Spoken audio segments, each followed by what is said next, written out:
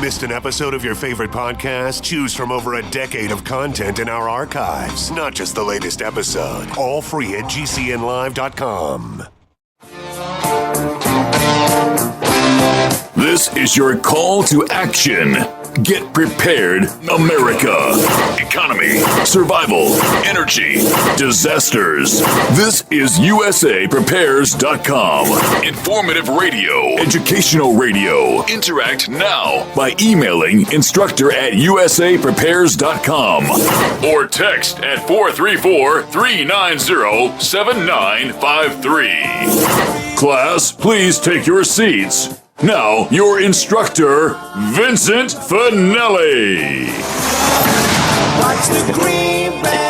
Everyone all set? Cocked? Locked? Dr. Shealy, are you blissed? I am blissed. It took me a while to get there, but I'm here.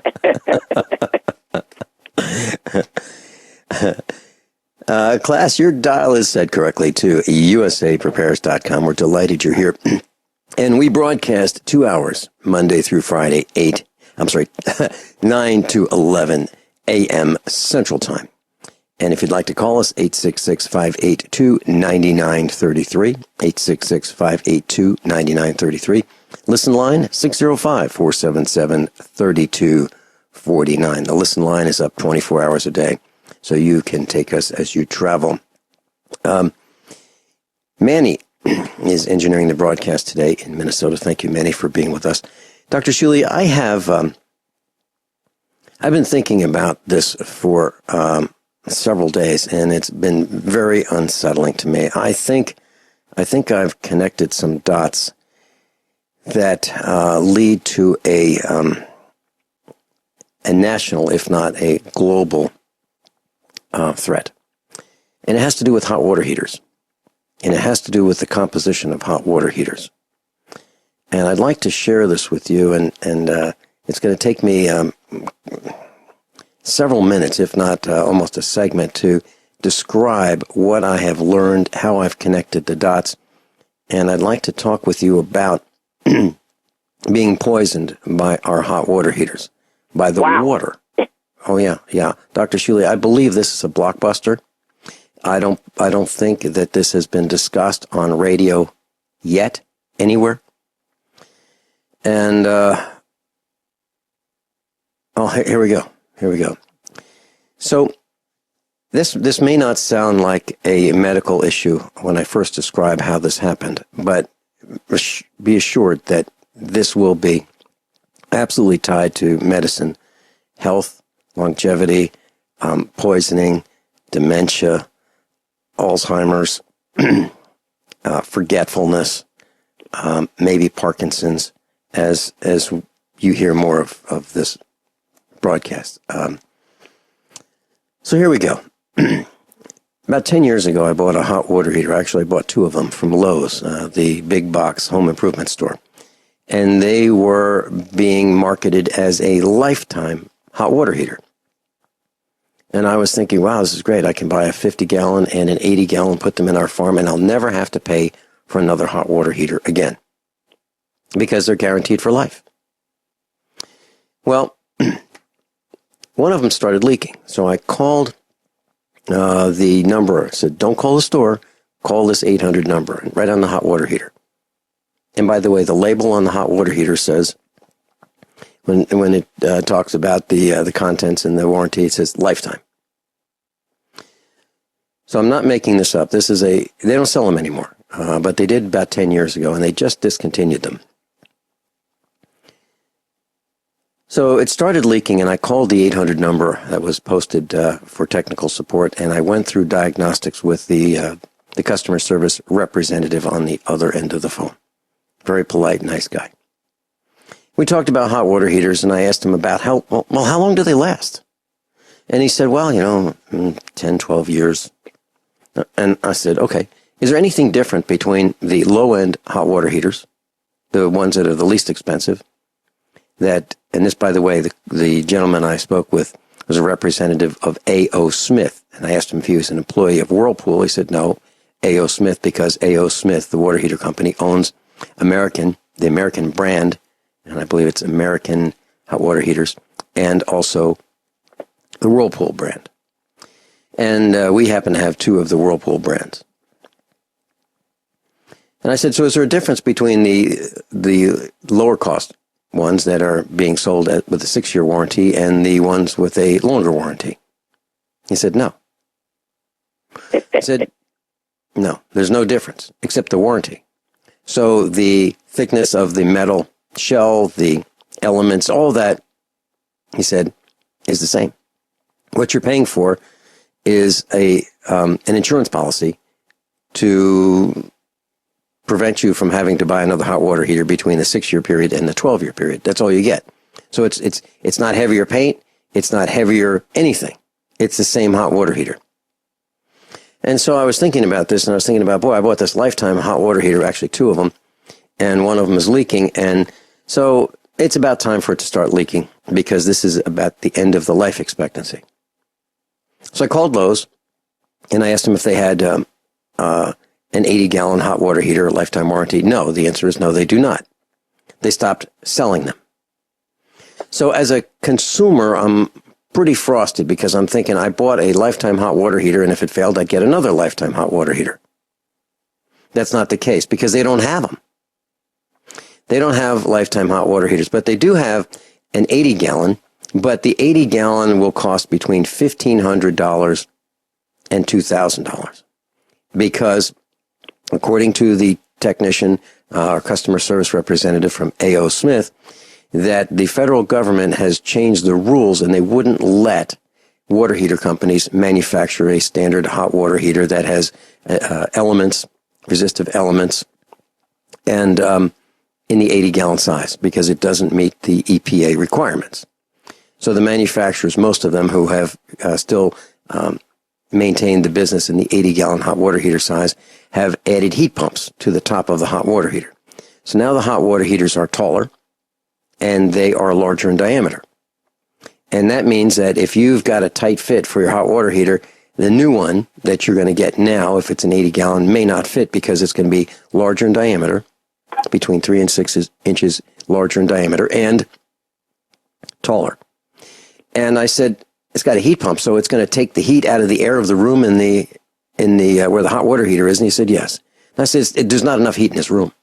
Now imagine someone who has a closet, and they put their hot water heater in the closet or in a small room. You may not have enough air circulating in that little room to get the heat out of the air and put it into the water because that's what you're going to be doing. That's what a heat pump does.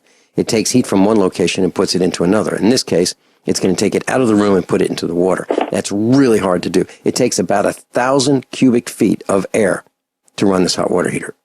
Okay, set that aside. So over the years, I have been experiencing problems with this hot water heater because it clogs up.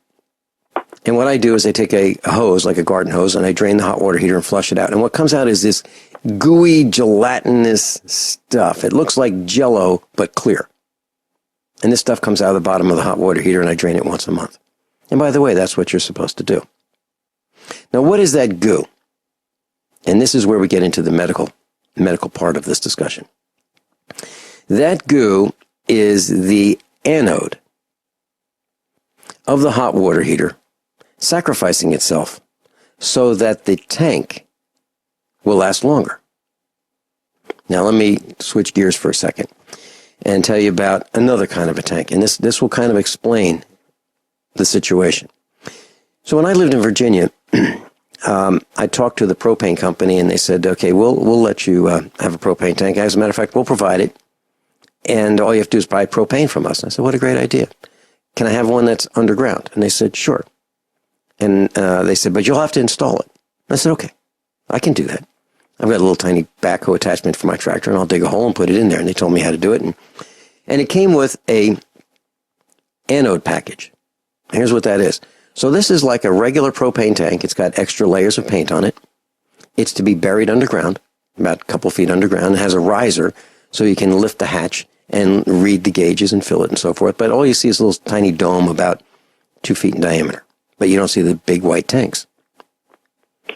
Well, attached to this hot water heater is a heavy copper wire with a bag of stuff.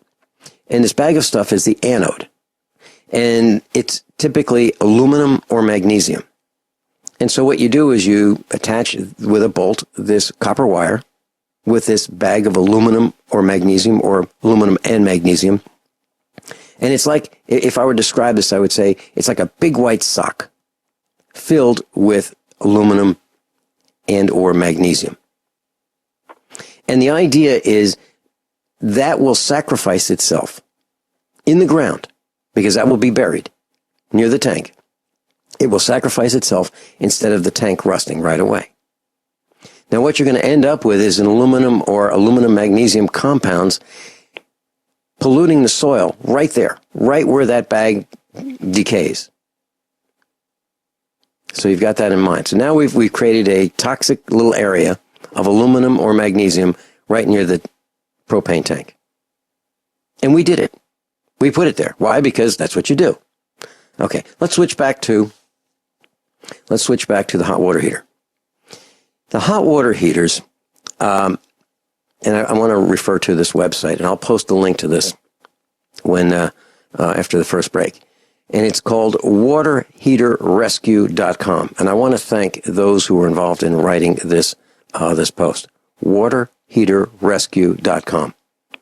And if you hear about this and you are part of this website, give me a call or contact me through the email Vincent@usaprepares.com, and I'd love to have you on the air. So, hot water heaters. A hot water heater has, we've got them all over. Almost every house has one. Well, the hot water heater has a shell, which would be typically the white steel casing around the hot water heater, and then it's got a hot water heater tank. It has a temperature pressure relief valve. So if something goes wrong and it overheats and the steam starts generating, it won't explode and go airborne, because they have. Hot water heaters have launched through the floor when they have failed because of the pressure of the steam inside. So they have a pressure relief valve. It's called a T and P. T, the letter T, Tom, and P, Peter, relief valve. And it has connections to your plumbing. If it's a gas one, it has a draft diverter. If you're in an earthquake area like California, it has an earthquake strap. It has a T&P drain line, so that when the valve opens up because of too much pressure, it will send that steam and hot water heater downward toward the floor rather than burn anyone around it. It has a temperature control. It sits on a pedestal. It has, if it's gas, it has a combustion chamber and a drain valve. When we come back, let's talk about the thing that I'm very concerned about, the anode. And this is going to be shocking, and I'm not kidding. Class, very serious broadcast today with Dr. Norman Shealy. And if you'd like to go to his website, normshealy.com, normshealy.com. Dr. Shealy is a medical doctor, a brain surgeon, surgeon of the year, author of well over 30 books, PhD times 3. Very well respected, travels and speaks internationally. And here we are with this information about my question is, are hot water heaters toxic? Are they causing diseases that are slowly taking us out? And Dr. Shealy, a couple days ago, I had a chance to discuss this issue or bring it up with two people I really respect. One is a nurse I've known about 10 years, and one is a medical doctor I've known for about 10 years as well. And I mentioned this, the anodes in hot water heaters. And both said that they had not seen any information about this. And I said, I know. I haven't either. And we're connecting the dots right now. And they were very interested in this. And they said, if I have any information, send it their way. So what I'm going to do is send them a link to this broadcast. So here's what happens, Dr. Shealy. In these hot water heaters, there is a rod about 3/4 of an inch in diameter, about roughly the diameter of a quarter, a U.S. token called a quarter. And it can be about 44 inches long, and it's screwed in with a pipe thread at the top of the hot water heater, and it is sacrificed so that it will sacrifice itself rather than the steel of the hot water heater being sacrificed. And it will help the hot water heater last longer. Now the question is, and I've got a lot more information about this, and I'd like to read some of this article from waterheaterrescue.com, but my question for you, Dr. Shealy, is are you concerned about metals in water that are sacrificed to make a hot water heater last longer, that have these rods 3/4 of an inch in diameter or so, about that diameter, 44 inches long, that we are bathing in, that we are washing our hands in, that some people, if you visit their homes and they make coffee, they turn on the hot water tap, and water from the hot water heater with aluminum in it from these sacrificial aluminum rods is in the hot water going into the kettle that we're making tea, beverages, coffee, not iced tea, maybe even cook with. So if we're making spaghetti and we say, you know what, let's just turn on the hot water heater and we'll start with hot water and then we'll boil the water and then we'll put the pasta in. I mean, all of these things that we could be doing. Do you have a concern, Dr. Shealy? Yes. May I go further? Please do. You know, interestingly, I looked up hot water heater anodes. According to the Internet, aluminum anode is the traditional metal rod, often found in, quote, older tanks and hot water systems, and was the reason mothers prevented their children from drinking from the hot water tap. Then there's a magnesium anode, there's a zinc anode, and I still haven't figured out what these are, combination anode and impressed current rods. But in other words, the one that I would worry most about, of course, is the aluminum. Aluminum is unequivocally bad for the human body. Magnesium, I wouldn't worry so much about it because our food supply is deficient in magnesium. Zinc, again, I wouldn't want a large amount of zinc coming into my mouth as well. So, yeah, interestingly, about 2 months ago, my hot water just wasn't hot. It was warm. So Joe came up and checked it. And hot water heater was put in 2002. And it was corroded with lime and stuff. He cleaned that out, and the hot water is hot as it's ever been again. So here we have a tank that is almost 15 years old. I don't remember what kind of warranty, if any, came with it. But I'm sure that the anode in there has been around for a long time. That's worrisome. It is. And when we come back, let's talk more about this. And I've got some more information from waterheaterrescue.com, and I'll post that during this broadcast so you'll be able to read this article for yourself. To me, it's quite alarming, and I'll tell you why when we come back. Class, you're listening to a special report on hot water heaters, and the question is toxicity. And for those who have called about other topics, our engineer, John, has mentioned offline that you have to call second hour for off-topic calls about other things with Dr. Norman Shealy, because we're trying to stay on track. We've got Judy in Missouri. If you just hold for a second, I'd like to mention why, and this is of concern to me. Dr. Shealy, most of us take showers daily and or bathe daily. And so our pores get opened up by the hot water.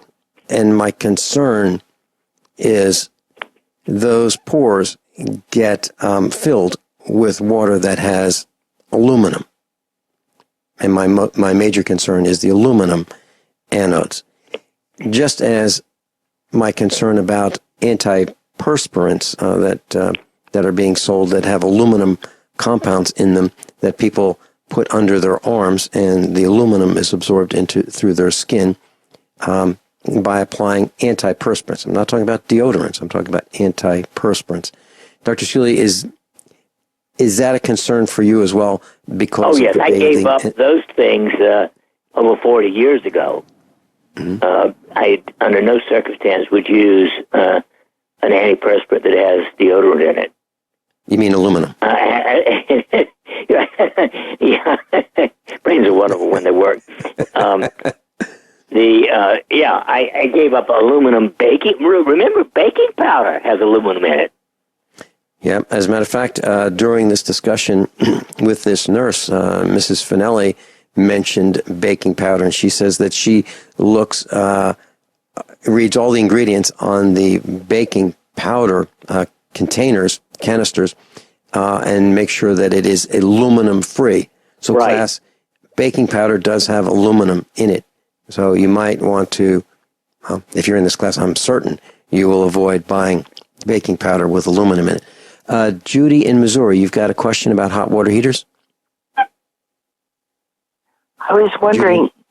Yes. Hi, can you hear me? Yes. Yep. Okay, hi. Thank you for having this show. I was wondering about, when you're talking about the hot water, about Roundup from the wells, but that's another topic.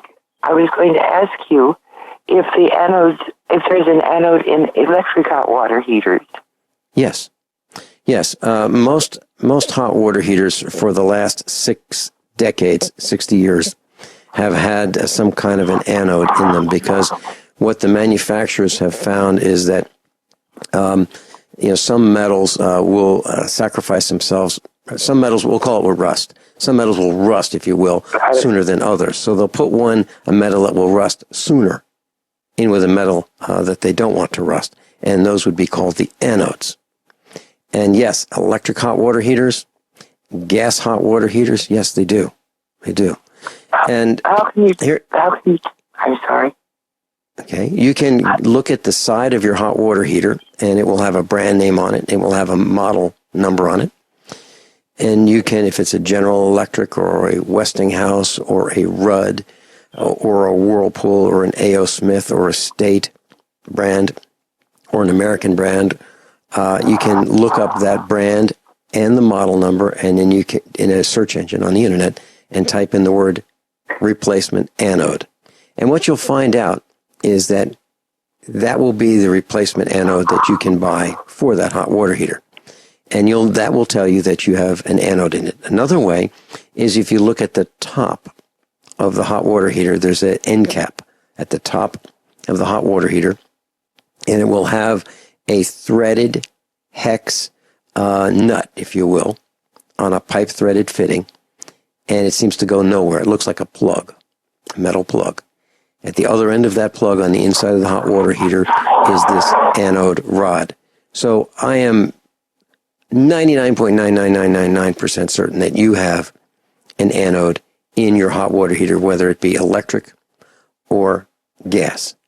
And what you'll have to do monthly is flush out that hot water heater. And your hot water heater manufacturer will recommend that you do that. And simply what you do is you hook up a garden hose to a drain somewhere. Where is your hot water heater? Is it upstairs, downstairs, in the garage? On the main floor in the laundry room. Yeah. So it's kind of inconvenient for you to do this. So what I'd recommend... Right next to it. You did? Well, okay. Well, it'll be messy, and I'll tell you why. The sink is above the drain on the hot water heater, isn't it? Of course. Yeah. So what you'll do is you'll take a short length of hose, and the water that comes out will be quite warm. What you can do is shut off the electricity at your breaker panel to your hot water heater, and hook up the hose, put it in the sink. You might want to have someone hold one end of the hose so it doesn't take off and go spraying all over the area. And then you open the valve, and you'll see some crud come out. And you may see some gelatinous glue. You may see some calcium flakes. And that's what you need to do, because that is increasing in concentration over time. And they want you to get that stuff out of your hot water heater, both for the thermal efficiency as well, and they don't really talk about this, the toxicity. And then what I've been exploring is finding not aluminum anodes, but magnesium anodes. And I'm going to do a little more research to figure out if if we can do a one-for-one substitution. So if anyone has an aluminum anode, it sounds like Dr. Shealy and I are saying, don't do that. Get rid of that darn thing and replace it with a magnesium anode if one will fit. Is that your thought, Dr. Shealy? Absolutely. And, of course, I don't want to forget the fact that if you live in a city, you have two other poisons in your water already, fluoride and chlorine. Right. One of Dr. Shealy and Judy, one of our instructors, I got a call from his wife. I really love this guy. And he's a senior citizen. And she was telling me that he will make tea with hot water right out of the faucet. He'll start with that. And I said, no, you can't do that. Absolutely, you got to stop that. And so he did. But he was making, warm tea with hot water right out of the faucet. And I explained about the aluminum and the anodes and how dangerous this could be. So he stopped it on the spot. But what I'm saying is here you can even have brilliant people, absolutely brilliant, who just don't know about this. And why is it that we don't know about it? Because we don't install our own hot water heaters for the most part. We don't do the research to figure out, what's involved. These hot water heaters just sit there. They sit there and they make hot water for year after year after year, and we don't think about them because it just works. It's a pretty reliable product. So hardly anybody knows that these hot water heaters have sacrificial anodes. And even fewer people know that they have a choice between aluminum and magnesium. Dr. And Shealy? I'm laughing at the idea of sacrificial. Imagine sacrificing aluminum. Oof.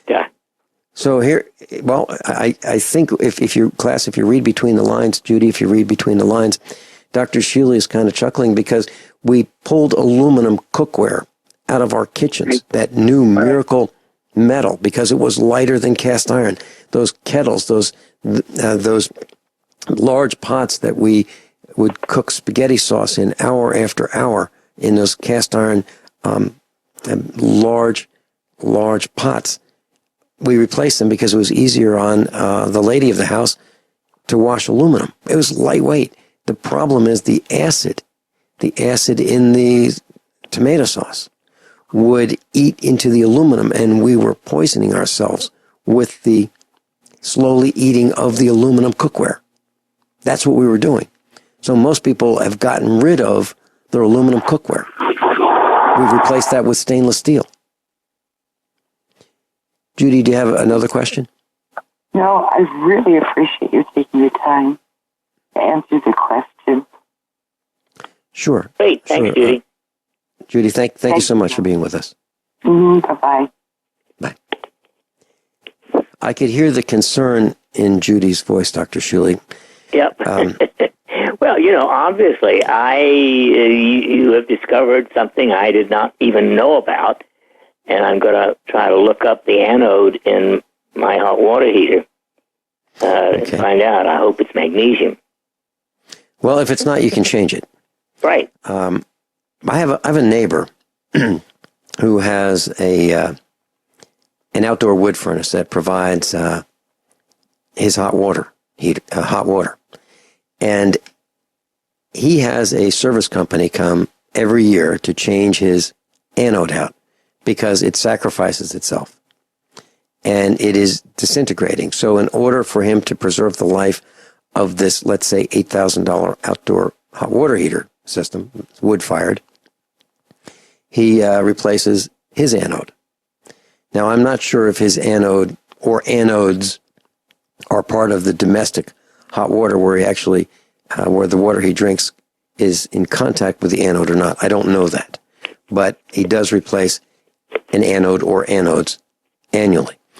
Dr. Shealy, I'd like to continue, if that's okay with you, and share some more information from waterheaterrescue.com. Yep. And it goes on to say most people have never heard of sacrificial anodes, even though they've been a key to water heater longevity for decades. This may be the single most important page on this guy's website. It won't take you too long to read these words, even if you skip everything else. He wants you to read this, and I do too, and I'll post this. The single most important factor in whether a hot water heater lives or dies is the condition of its sacrificial anode. For more than 60 years, it's been used as a key part of the rust protection of a tank, although few people know it's there.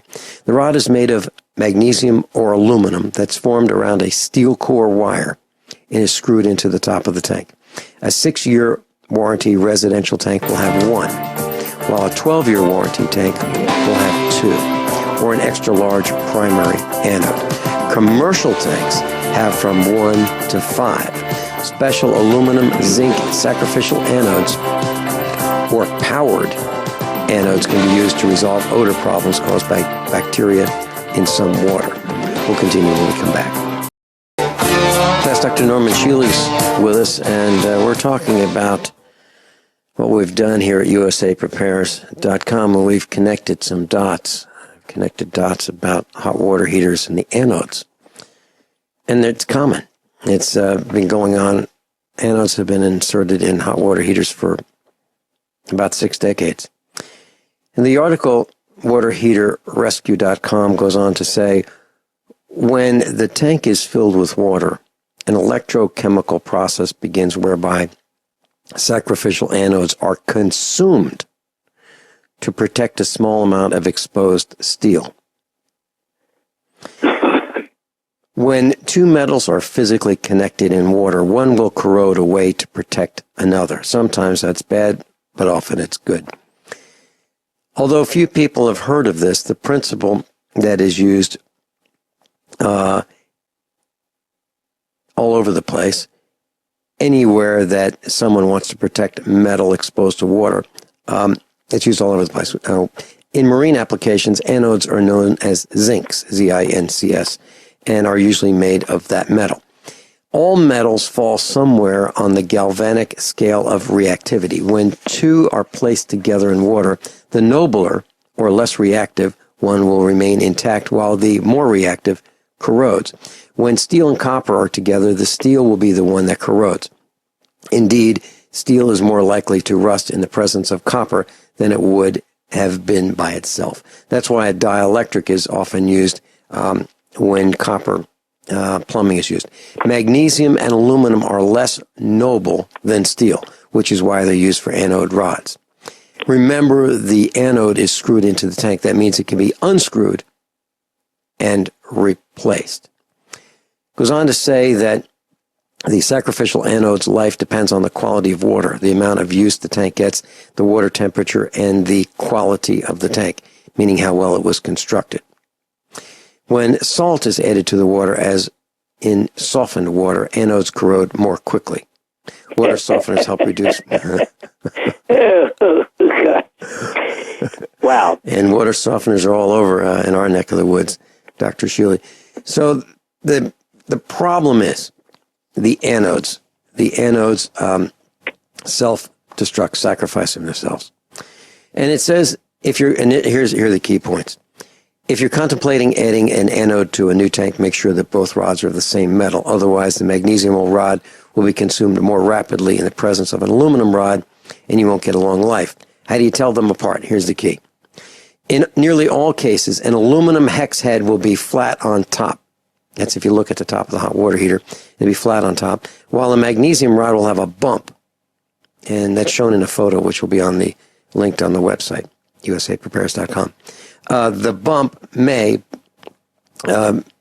may be the magnesium. No bump, probably aluminum. And it says that there's an exception to what's being used. RUD, RUUD/Richmond, and General Electric hot water heaters made before 2015. Let's see. Say it this way. Rheem. I'm trying to figure out which. Okay. The size of the bump may vary, but bump, magnesium, no bump, probably aluminum. And that said, the latest shipment of aluminum zinc anodes we bought had hex heads with bumps. So what's happening is it's a little confusing, whether it's, you have a bump on the hex head or not, whether it's aluminum. It says that Rudd, Richmond, and General Electric's, I can't tell what he means by this, Rheem always uses magnesium, even though there's no bump on top of its anodes. Oh boy, total confusion. Absolutely, total confusion. And but here's the most important point.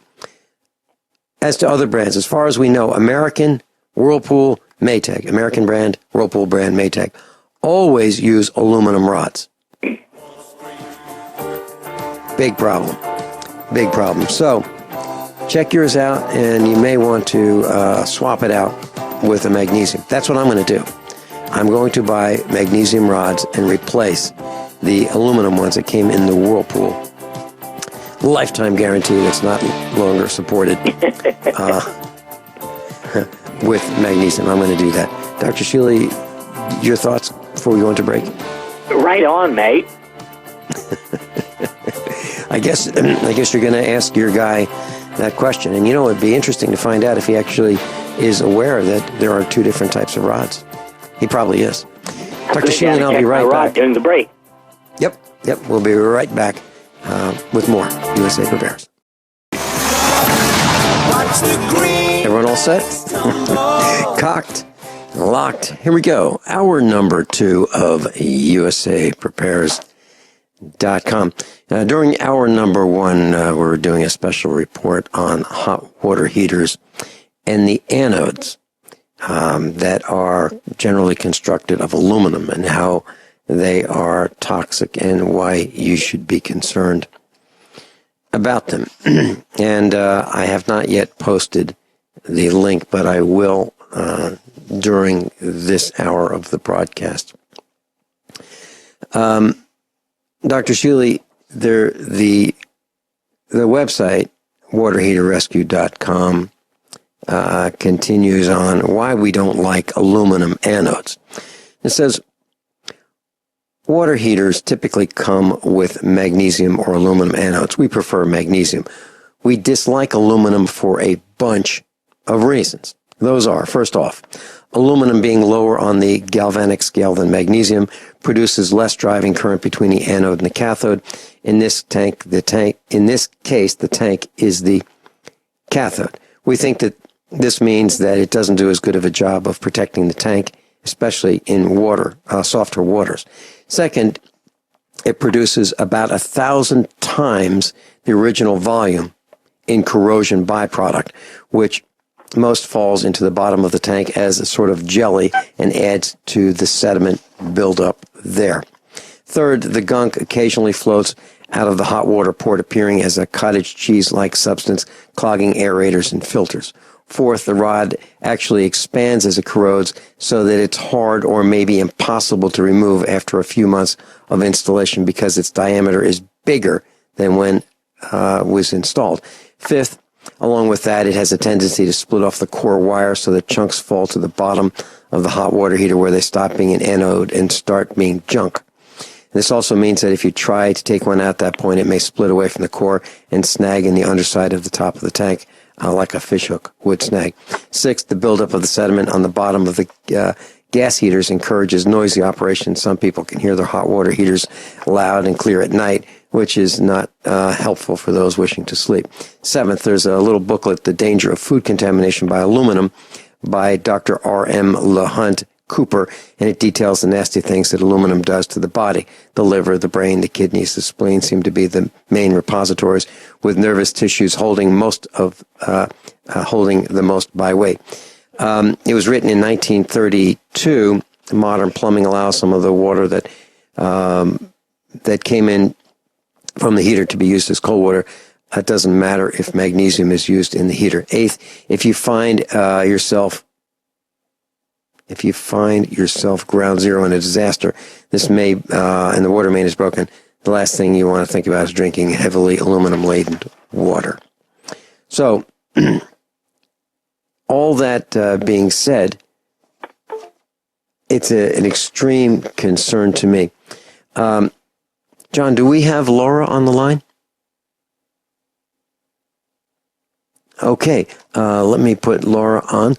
Laura, welcome. You're on with Dr. Norman Shealy. Thank you. Is it okay if I say who you are, that I know you? Yes, you can. Dr. Shealy, Chemistry 101 at the university in the 70s. I was getting my glassware. I went to one of these lab tables with a sink in the middle and 2 stools, and I put my books at an empty lab table. I was a freshman, and I went to get my glassware. I came back, and there she was, the most beautiful girl in Chemistry 101. And she still speaks to you? Yes, she did. Amazing, isn't it? We've stayed in contact for all these years since Chemistry 101. Our families know each other, and we live over 1,000 miles apart. But Laura, is it true that you checked the internet to see if I was arrested because you hadn't heard from me? Yeah. Yes, I did. I worry when I don't hear. True friendship, Dr. Shealy. Laura, do you have a question or questions for Dr. Norman Shealy? Yes, I do. One of my daughters has recently become a vegetarian, and I don't think a very well-informed vegetarian. So I was wondering what supplements you would recommend for somebody who really hasn't looked into, what essential things they might be missing, that they should supplement their diet with. I'm going to be my Sagittarian self. The best supplement she could have is meat. But I know the fetish of vegetarianism. Well, first of all, she must take B12. Okay? She will die sooner or later from lack of B12 if she doesn't take it. And she should get methyl, M-E-T-H-Y. Well, you're the chemist. Methyl B12. That's at the top of the list. Now, nutritional yeast is a good supplement for someone who's a vegetarian. Of course, I don't like to tell them, when I was in college, yeast was still considered of the fungus family, although it has its own, place now. But I still think it's a living organism, but so are vegetables. Now, what kind of yeast did you say? Nutritional. It's called nutritional yeast. Okay. A heaping tablespoon of that a day could also be useful. Okay. Ideally, there are vegans who eat nothing from the animal kingdom, and then there are lacto-ovo vegetarians who will eat eggs and dairy products. Yes, and those she eats eggs people and will be dairy. okay, because they can get a quality protein out of dairy and eggs that you cannot get out of vegetables. The number one amino acid missing from vegetables is taurine, which is the most common amino acid in our entire body. Wow. And so I urge her to consider eating dairy products and eggs with her vegetables. Okay. Good. Thank you very much. Oh, you're welcome. What was the impetus for this? Why did she want to become a vegetarian? What happened? What? In a class, they showed a movie about slaughterhouses, and it just, turned her against it. But it just seems to me like she's always a little sick, never feeling quite right. And I want to make a burger or something for her, but I think it was the sentiment that got her to not eat meat. She saw a movie or a video about a slaughterhouse? Yeah, in a class that she took. Mm-hmm. And how old was she at the time? Probably 20, 21. An impressionable age. Sure. So it kind of got to her. I'm just worried that she's not getting everything she needs. And I certainly am going to supplement with the B12. I didn't even think of that. Wow. Dr. Shealy, I don't know a way around this. Dr. Shealy is a farmer. I'm a farmer. And we're surrounded by death on the farm all the time. Right. We have dead cows, dead chickens. And then the dogs will find animals that they think are invading their home, and they'll kill them. And then the cats want to kill the birds and the mice. So right. we've got dead bodies here all the time. Of your own. Yeah, we do, and Dr. Shealy does as well. But it's something that's very difficult to get used to, and And just killing a cow for meat is tough. It's difficult.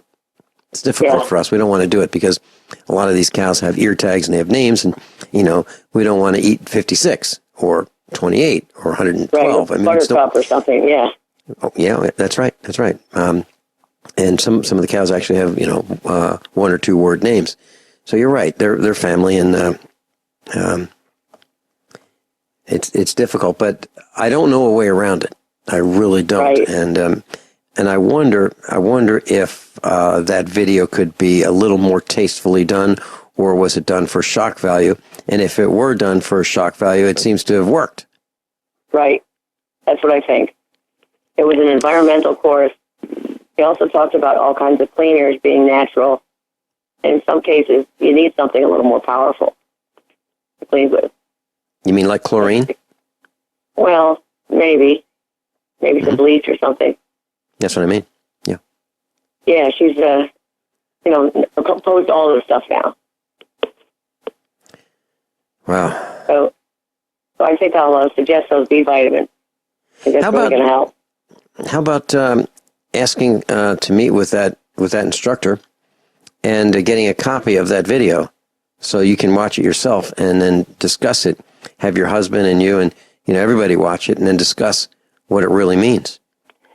Yeah, that's true. Because and whether it's appropriate in a class. Yeah. Yeah. And what was the intent? Was the intent to stop meat eaters? I mean, it seems that there is an assault on farmers right now. It's being alleged that we farmers are polluting the air, we're polluting the water, we're just a blight on society. Please pass the steak sauce. I mean that. But we need to, yeah. Yeah. We are under attack, and maybe that's just one more prong of the attack to reduce the demand for meat. And in your daughter's case, it's absolutely working. However, Dr. Shealy, we've been eating meat for a long time. Well, I've been eating it for 84 years, and I'm not going to stop. Right. I was the last time we had dinner together. You were eating meat, and we all were. We all were. Dr. Shealy, do we absolutely positively need to eat meat in our diet in order to survive? Well, personally, I think up to 20% of our food should be meat and dairy and eggs, period. Okay. And I honestly believe that good, properly raised meat is better for you in many respects than vegetables. Now, you've got to have the vegetables and the fruits, but you do need a good quality protein, and vegetable protein just doesn't make it. Yeah, you're right. Laura, would you like to hold and continue this discussion? Well, I think I answered my question. Okay. Very good. It's always great hearing from you. Thanks. Thank you, Laura. Dr. Norman Shealy's with us. NormShealy.com. NormShealy.com. Dr. Shealy, during the break, I called Laura at home, and I asked her if she would like to call back and talk to you about something that she's personally dealing with, a disease that I think warrants some discussion, and maybe you can be of help to her. Laura, I'm glad you're back. Hi, Laura. Tell me about it. I have Parkinson's disease. You have what? Parkinson's disease. I'm still not getting the word. It's like Parkinson's disease. Oh, Parkinson's. Sorry. My hearing must be off more than usual. I heard a theory before that it was caused by prions, like infectious protein. Right. But my neurologist says he thinks it's hereditary. Well, I don't know of anybody else in the family. 90% of so-called hereditary diseases are also epigenetically influenced. In other words, poisons in the environment certainly aggravate it. The evidence is, to me, overwhelming that insecticides and pesticides like Roundup are significantly related to increased risk of Parkinsonism. Wow. Now, if it's early, I have had very good success using earth and crystal bliss. I've got one woman, I just saw her a couple of days ago, who for over a year has had her treatment totally controlled. Wow. By using earth and crystal bliss. Now, do you need, along with that, the regular Parkinson's medication? It can be taken with the medications. This lady had not been started on medications because hers was at an early stage, but there's no harm in using it with medications. Right, good. Okay, good. Laura. Also, interestingly, and I've never seen enough people to do a study on it, but Saul List, who created a cranial electrical stimulator currently sold as Fisher Wallace, and a physical therapist, a friend of his, did a lot of patients with Parkinson's, and they found that even 20 minutes of cranial electrical stimulation with what's now the Fisher Wallace would markedly reduce the rigidity of Parkinson's. Yeah. That's interesting. Laura, when did you find the first symptoms, and can you share with us what they were? Sure. Several years ago, I noticed that my writing was getting very tiny, and kind of an awkwardness with my good hand and a stiffness. And I wrote it off as, getting older, getting fatter, whatever, until I was handing one of my daughters something. And she said, "Mom, your hand is acting funny." And that's when I realized it wasn't just, something that I was experiencing. So as soon as she said that, I went to the doctors, and it took quite a while. They had to do a DAT test on me, like a certain kind of brain scan, to figure out that that's what it was. And right now I'm pretty well maintained on medication. Would you like to share with us what that medication is? Yeah, it's a form of L-Dopa, Rytary, and then a carbidopa along with it for to ease the stomach issues that come with it. I think it's called Lodocin. Yeah, that's the common stuff. Right, and so far so good. It made a big improvement. If I don't pay attention, my writing is still very small. But if I concentrate, I can write big now. Now, is the tremor more a problem or the rigidity? I guess the rigidity. Yeah. Now, way back in the dark ages of about 1967, I did a study that was published on the use of Simitrel to improve the rigidity of Parkinson's. Simitrel was introduced as an anti-flu virus during the Asian flu epidemic back in the 50s. Is that Tamiflu now? I'm sorry? Is that called Tamiflu now? I don't know, because unfortunately, I am one of the world's least drug-oriented physicians. Well, all I know is it was called Simitrel then, and I will look it up and see on the internet. My doctor put me on Tamiflu to begin with. Yeah. Tamiflu. It didn't do anything to me, but he said it does help a lot of people. Laura, I imagine that's what you're talking about. We're going into a break. Hold that thought. And Dr. Shealy, Laura is still with us. Laura, were you talking about Tamiflu? Right. Tamiflu apparently that's different. one medication that can be used. Amantadine, Simitrel is called amantadine. That's the generic form. And Tamiflu is a totally different product. Well, apparently they're looking into that, too. They found some patients have success with Tamiflu. It didn't do anything for me one way or the other. I think it is a later derivative from the original Simitrel, but I don't know the chemistry of it. Dr. So Shealy, now I'm just on the routine stuff, and it seems to be doing okay for now. I'm knocking wood. Great. Yeah, exactly.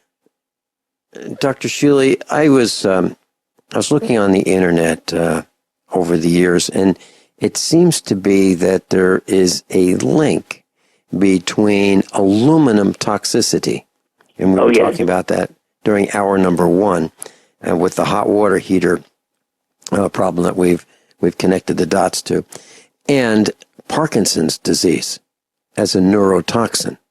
Right. Is it also Alzheimer's is definitely related to aluminum. Mm-hmm. Wow. And I mentioned when I talked to Laura off the air between these two phone calls, this one and the previous phone call today with her, I mentioned hot water heaters and how they needed to be flushed. And Laura, you said something that nobody does that. Nobody flushes their hot water heaters, right? No. Never. By the way, I looked at mine. It's a Jacobson made by Reams, and it says, quote, the heating element is stainless steel. Right. And on the anode, it says our anodes last later because the heating element is stainless steel. But I couldn't unequivocally tell whether it also had magnesium. Right. And I'm doing some research on another brand of hot water heater manufactured by Westinghouse. And Westinghouse offers one in the 80-gallon size that is, they say, stainless steel. So maybe if it's stainless steel, it does not need an anode. And I'm going to do some more research, and I'll report on that, over the next couple of weeks as I learn more. But Dr. Shealy, would you suggest that Laura pay attention to aluminum everywhere in her diet? Oh, absolutely. Where would it be in my diet? Right. No salt that has, some salt has aluminum in it. Deodorants we talked about, the cooking utensils, all the aluminum foil. None of those things do I have in my house. Laura, also... So make sure cookware doesn't have aluminum, as you said? Right. Okay. No aluminum cookware should be used. And Laura, I'm sure your mom, and I know my mom, back in the 50s and 60s, were enticed by marketing to get rid of those heavy cast iron pots and pans and go to new club, C-L-U-B, aluminum, and how light and easy it is to, they all did it. And the moms were conned into thinking that this was the way to go. And then, of course, we made spaghetti sauce, which is acidic, and we boiled it, or we simmered it for hours on the stove, and increased the level of aluminum in our bodies. And I don't know anybody, Laura, who says, my memory is so much better than it used to be. Right. Certainly not me. Well, so if you're experiencing those symptoms, and if you're experiencing the Parkinson's symptoms, why don't you have your husband flush that hot water heater? And I'll also post a link on the website about how to do that. And so he can go. There'll be several articles. One from Viartis, VIARTIS.net, about Parkinson's and a link to aluminum. I'll post another one about the hot water heaters that we talked about during hour number 1 today with Dr. Norman Shealy. And I'll post another one about how to flush out your hot water heaters. And Dr. Also, Shealy, isn't aluminum in deodorants and things too? Dr. Shealy? I'm sorry? Isn't the aluminum in deodorants and things like that? Well, yes, the antiperspirants. I gave those up over 40 years ago. Okay. Laura, so there are two classes of no stink, and one of them is an antiperspirant, and the other is a deodorant. Generally, antiperspirants stop perspiration, and they clog your pores with aluminum. And so a lot of people use these and think that, what a great way to go. Actually, I'm concerned about the toxicity of it, and Dr. Shealy expressed the same thing. So if you're going to use one of those underarm type products, a deodorant would be preferable in my opinion. And as a matter of fact, there's a product called Nixall, Nixall. It's available in quarts and gallons. We have no financial relationship with Nixall. I don't anyway. And Nixall will act as a deodorant, so you can spray that under your arms, and it works really, really well. Okay. So Dr. Shealy, are you concerned about those antiperspirants with aluminum? Oh, absolutely. As well? There's even some slight suggestion of increased risk of breast cancer in women. Wow. Do you think So that's because they clogged up pores and things? I'm sorry? They're toxic. Do you think that it clogs up pores and that's why it's dangerous, or just the substance itself? The substance itself. It's just Okay. poison. Yeah. Okay. Laura, I don't mean to be personal, but I'd like to ask you this question. If you don't want to answer it, don't. Okay, just say, no, Okay. I'm not going to tell you. In your household, would you say that more people use a shower or a bath? Shower. Okay. And here's why I'm asking. Does everyone shower or do some bathe? All showers, pretty much. Okay. Here was the question. Here's where we started this discussion with Dr. Shealy over an hour and 40 minutes ago, this broadcast. It was about hot water heaters and the toxicity of the aluminum. And my question originally for Dr. Shealy was this. If we are in a shower or bathing or washing our hands with warm water, that opens up our pores. We know that. Then if we have the toxicity of the anodes that are aluminum and they are sacrificing themselves, meaning being dissolved into the water at higher concentrations than if they weren't there, being dissolved into the water, do those aluminum particles get into our pores and are we poisoning ourselves? That is really the question. Dr. Shealy, can you answer that?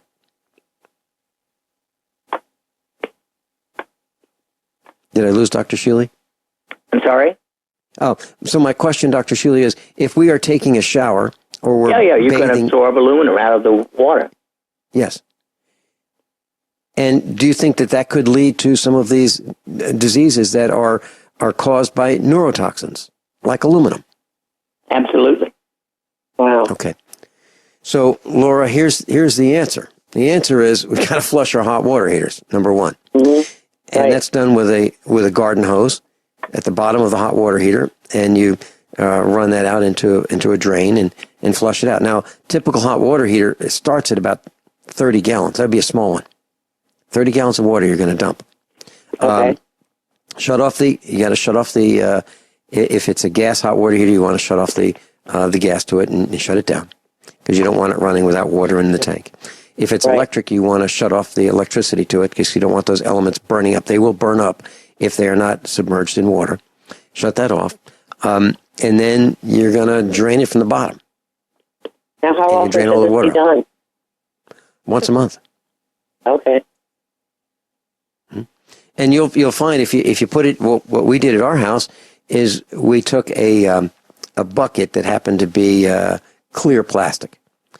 And I did it when the hot water wasn't quite at full temperature. I shut it down, and then I let it cool off the hot water heater for hours and hours and hours, and then I drained it.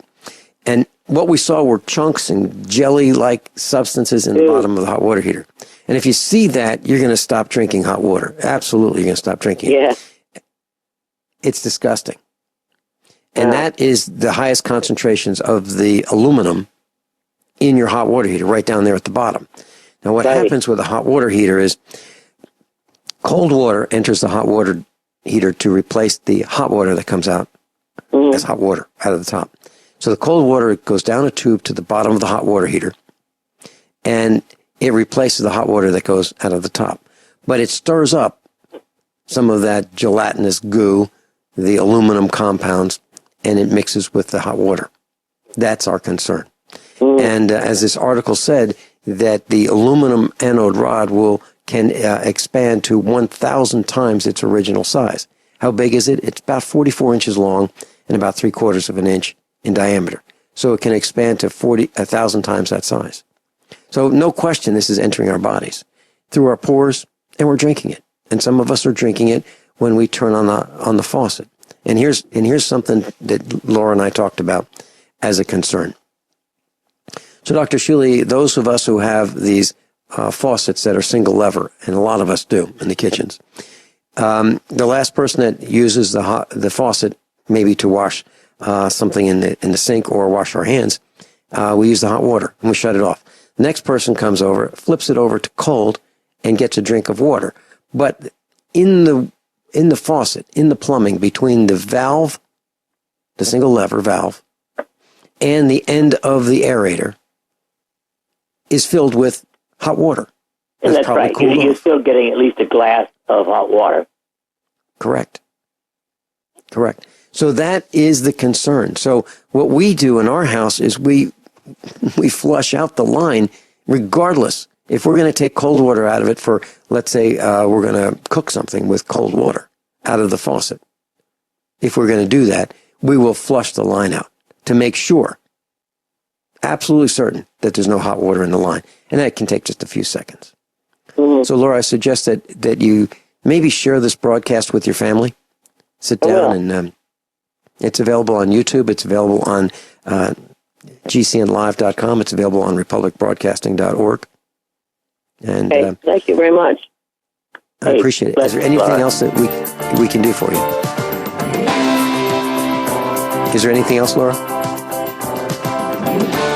I think Laura is gone. Dr. Shealy and I will be right back after these few short commercial announcements. Kyle's on hold in Montana. Please hold that thought, Kyle. We'll be right with you. Class, you've been listening to a special broadcast about aluminum toxicity, hot water heaters, and our concerns. These are our opinions. I suggest that you share this broadcast with friends and family and consider changing out that aluminum anode rod that is likely to be in your hot water heater. Kyle in Montana, welcome. You're on with Dr. Norm Shealy. Good morning, gentlemen. I hate to take a left turn here, Vince, at the end of the show, but I was going to ask, I've been reading a book by Dr. William Davis called Wheat Belly.